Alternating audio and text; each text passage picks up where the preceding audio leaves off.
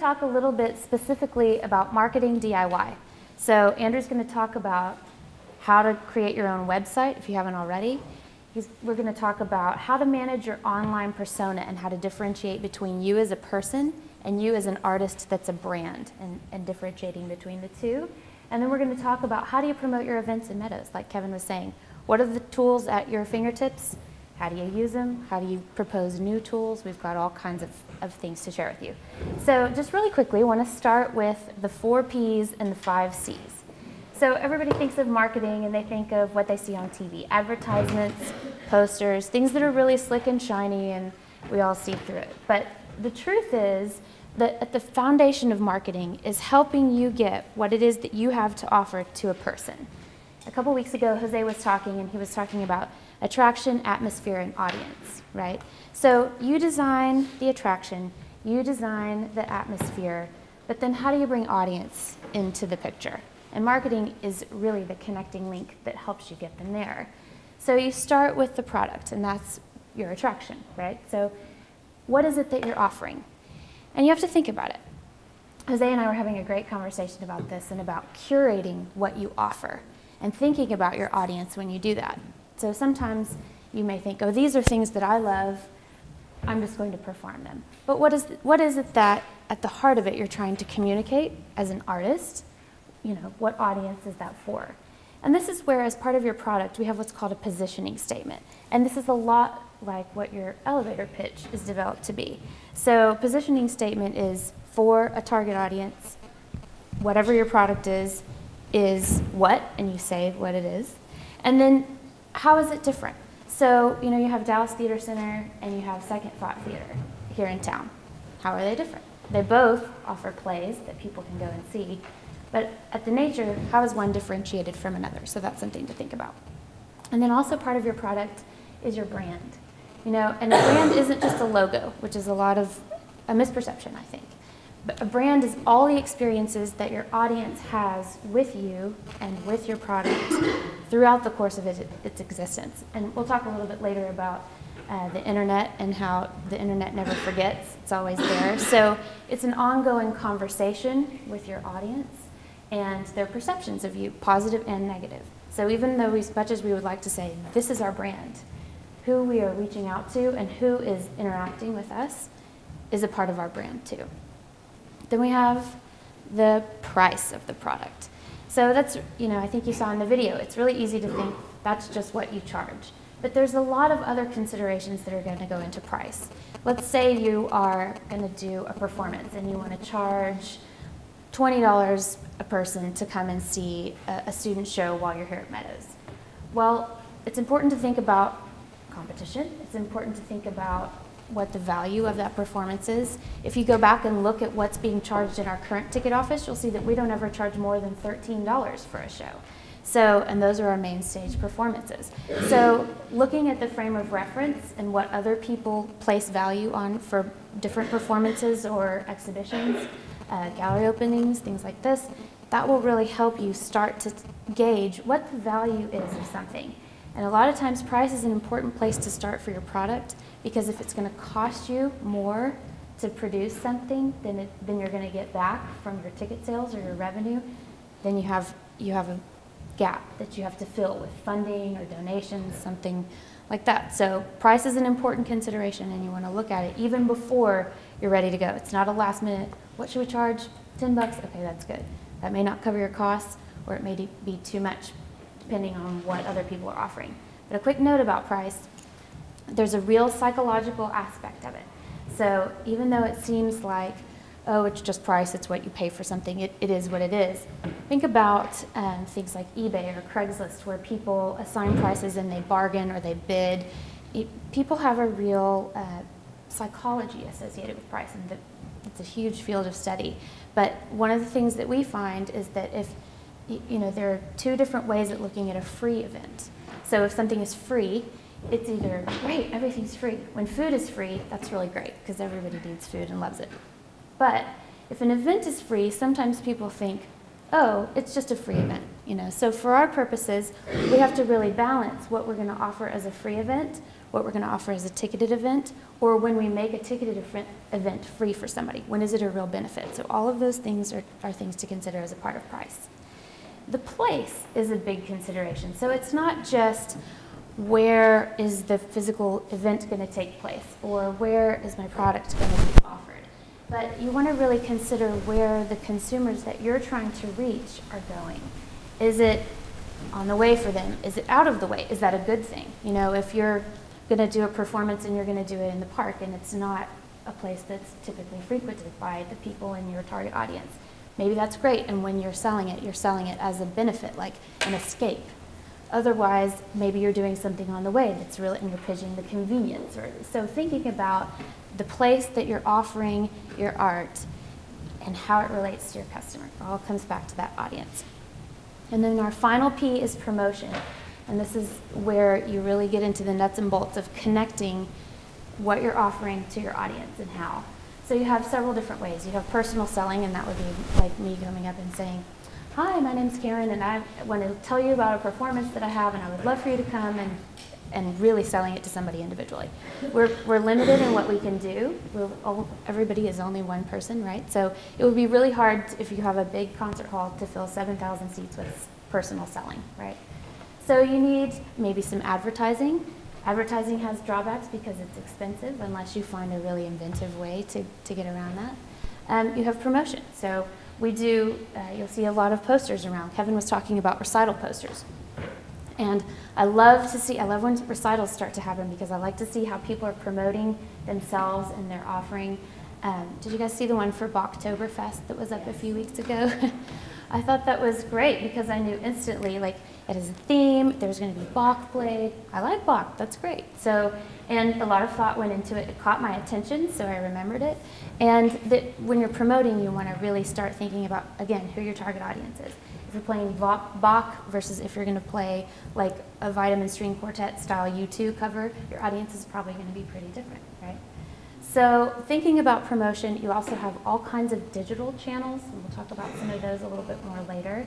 But you have public relations. So if you're doing something that you think, I'm always looking for, just me personally, always looking for the superlative. Is this the first? Is this the biggest? Is this the smallest? Is this, has somebody said it's the best? What can I take to maybe a newspaper, or what could I take to a blogger and convince them to write a story about it?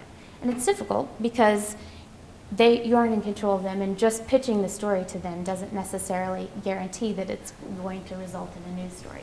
But if you think about your elevator pitch, it's all kind of back to that. If you're able to sum it up and present the value proposition to them, that's going to help them see the connection too. If you're thinking about public relations as a part of your promotion strategy, put yourself in the place of the people that work for that entity. Their job is to sell, let's say it's newspapers. Their job is to sell newspapers or magazines. So communicating to them about the audience that you're reaching out to will help them understand, oh, well, they're reaching out to the same kind of audience that we are. So this is a story that might appeal to that audience. Or we know that people in our target demographic have an affinity for X. And so then that might be something that they're interested in. So just a few things to consider when you're thinking about promotion. All right, now to the 5 C's. So the 5 C's are really about assessing your situation. And there's important things to consider while you're making decisions about your 4 P's. So you start with company. And who is your company and what's your climate like? And inside your company. So is everybody really, I take for granted because I'm a little bit obsessed with Southwest Airlines and their corporate culture, and how, and friendliness is a key aspect of their corporate culture. So if you fly on Southwest, you feel that as a customer, and it influences the decisions they make, it influences how they promote, it influences all of their advertising and their decisions to go into new markets. Is that friendliness? It's about treating people well within their company, which you can see, and they don't choose to go into new markets until they're able to provide the right atmosphere for the employees there, until they have the resources. They don't branch out. Same thing with Whole Foods. I mean, what would you think if you went into Whole Foods and all of a sudden there were some really aggressive consumer brands that weren't like earth-friendly or animal-friendly. I mean, you would feel differently about that. Again, the Whole Foods corporate culture really drives what they put on their shelves and the experience that you have when you're in the store. Another really important consideration to see is climate. And I was trying to think, gosh, what's a great way to relate how this matters? I used to work at a botanic garden, and we did a festival every year that was a big celebration of tulips, and I know that sounds just riveting, but it actually was really pretty. But this particular year, there was all of a sudden some American political, not hostility, but just some upset with the nation of France. And there started to be a boycott of French products. Well, we planned our festivals a year in advance, and our theme that year was Tour de Fleur and all things French. And so here this happens to us like 2 weeks before the festival opens. There's no longer French fries, they're freedom fries. And so we all pulled together and looked at our audience and said, we know that our audience consists primarily of families that are typically more along the conservative guidelines of thinking, and they're probably going to be boycotting France too. So we had to make a decision. And at that point, we were really more interested in getting people in to see the flowers. We didn't have any we weren't like making a statement about France. And it wasn't the right fit for that audience. So 2 weeks before the festival, we had to change what we were doing. Complete turnaround. Ads had already run, but we actually were able to get some publicity out of the whole thing too because we made a decision. So knowing what's going on in the climate around you, politically, socially, that matters. On the other side, something may happen like that, and you have a play that you're coming up with. What was the name of the play we did a few years ago that was about the Bush administration? And the name of it isn't coming to my mind, but it was right when the faculty of SMU was talking about the Bush Library coming to campus. And so that was a time when we said curricularly, this is important for our students to have this experience, and it expresses another point of view, and so we're going to move forward because we know that our audience can bear it and it's important to us. So it doesn't mean that you have to change what you're doing. It doesn't mean that you have to stick with what you're doing. It just means you need to consider it and take all of it into account so that when you're making decisions about what you're doing, you're well informed about what some possible reactions might be. You want to think about your competitors. So if you were interested in going to see the symphony the other night on Friday, you probably had a really easy time getting a ticket because the World Series was going on. Some things like that you can't control, but sometimes you can. And one of the things we do at the beginning of a season is look at what everybody else in town is offering. So we know when we're going to have a really hard time because the opera only offers 4 or 5 performances of their each production. Or the Dallas Theater Center is opening something that night, so probably all of the critics are going to be there. So we look at those things to assess, and that will be important for you too, because if you want people to come to see what you're doing, you have to think about where else they might be. And the tough thing for events is that everything is competition. Staying home and doing nothing is competition for an event. So if there's something really groundbreaking on TV, you know, if it's a big event, if it's something that matters to your target audience, it's a consideration for you. You want to also think about collaborators, partnerships. Who can you reach out to and say, I think this is a good fit for your audience. I think what you're doing is a good fit for my audience.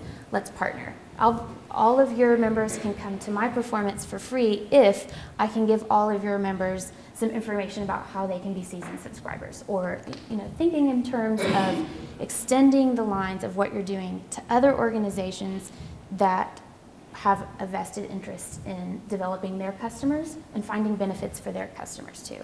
It also means, if you're putting on a performance and you need a backdrop, your collaborators are going to be the people that supply you with the materials for your backdrop or for your costumes or for, anybody that you're selling stuff to. If you're selling a CD or something like that, you have to think all through those channels and your collaborators. And then finally, and we've been talking about it the whole time, but your customers. And that's, just kind of bringing it full circle.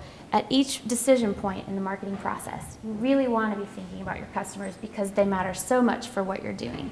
So you want to think about their needs, How can you help them? How can you position what you're doing to show them that it's something that they need? And it's challenging because there are a lot of messages. You know, Kevin was talking about how many different channels there are for promoting. You know, you have so many new digital channels, and Facebook and Twitter, and talk about competition. I mean, there's so many messages there. But how do you cut through the clutter, and how do you make sense to your audience and bring it all together where they feel compelled to take action? Because that's ultimately what you have to get them to do. That's kind of the 4 Ps and the 5 Cs in a nutshell.